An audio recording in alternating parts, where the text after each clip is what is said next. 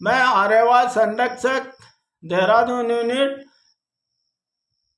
परम आदरणीय lieutenant general विकास लखेड़ा साहब को असम राइफल में डीजीआर महोदय का पदभार संभालने के लिए पूरे आर्यवाद संगठन ऑल इंडिया की तरफ से बहुत बहुत बधाई एवं उनका स्वागत करना चाहता हूं। असम राइफल के इतिहास में कुल उत्तराखंड से जितने भी डीजी महोदय आए हैं और उनका अतुलनीय योगदान रहा है, और इस योगदान में करने में सबसे पहले लेफ्टिनेंट जनरल सुशील कुमार साहब, जो पहले असम राइफल के डीजी थे, उनका नाम आता है। लेफ्टिनेंट जनरल सुशील कुमार साहब 1 सितंबर 1979 को असम राइफल में पोस्टिंग आए थे और उसके बाद 2 दिसंबर 1981 को वो सेवानिवृत्त हुए थे। 2 साल 3 महीना 1 दिन के सेवा काल के उपरांत वो सेवानिवृत्त हुए थे। सुशील कुमार साहब ने असम राइफल के लिए इतना बड़ा योगदान दिया।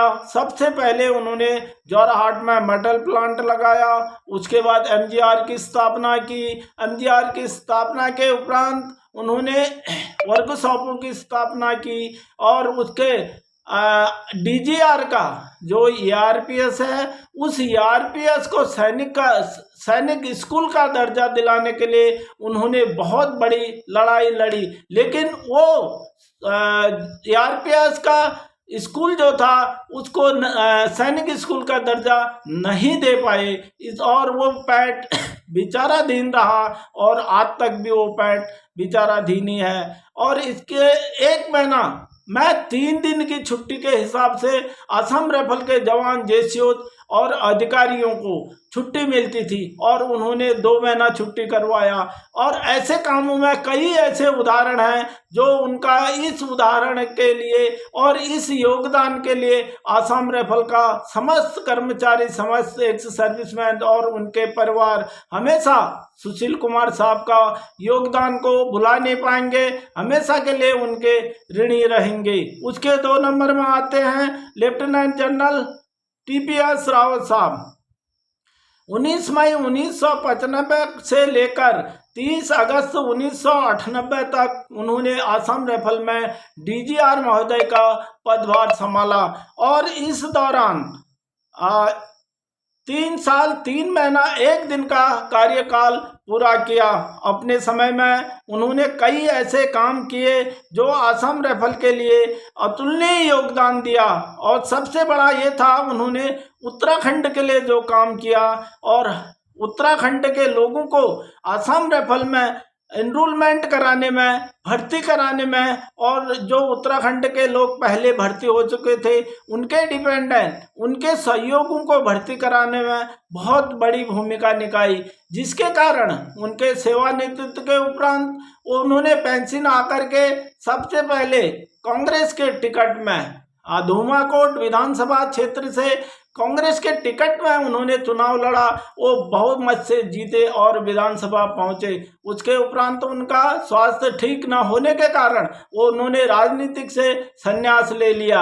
और इसके अलावा अब तीसरे देवभूमि से असम राइफल के डीजी के पद पर जाने वाले लेफ्टिनेंट जनरल विकास लखेड़ा साहब, जो इससे पहले आईजीआर नॉर्थ में अपना कार्यकाल 1 जनवरी 2022 से लेकर और 2024 तक आईजीआर नॉर्थ में 2 साल 2 महीने का पदभार संभालने के उपरांत और वहां से पोस्टिंग गए थे।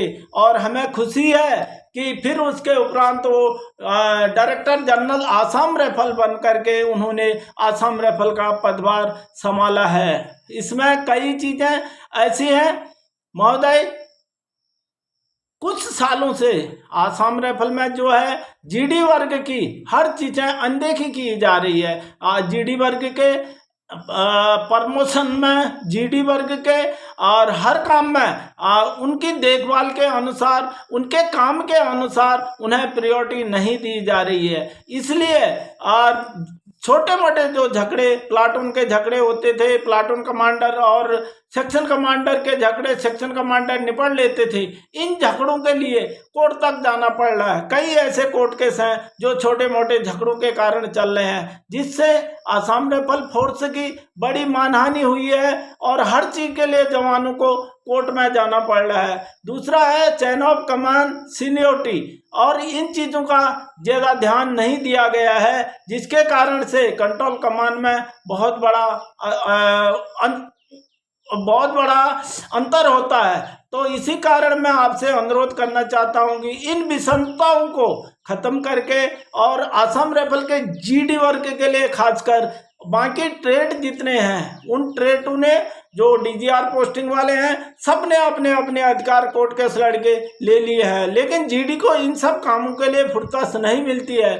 जीडी का काम तो सर्वोच्च बलिदान दे करके अपना काम करना और अपनी ड्यूटी निभाना है। वो अपनी ड्यूटी बखूबी निभा रहे हैं, परंतु उनकी देखभाल करने के लिए जिन जिन लोगों को बनाया गया है वो अब उनके देखभाल करने में नाकाम रहे हैं। और मैं इसी आशा के साथ आपसे निवेदन करना चाहूँगा, जो ये छोटी मोटी विषमताएं हैं इनको दूर करके आसाम राइफल को एक स्वच्छ तौर पर जो पुराना मॉडल था उस मॉडल पर लाने की कृपा करें। मैं ज़्यादा न कहकर यहीं पर अपने वक्तव्य को विराम देना चाहता हूँ। धन्यवाद सर, धन्यवाद।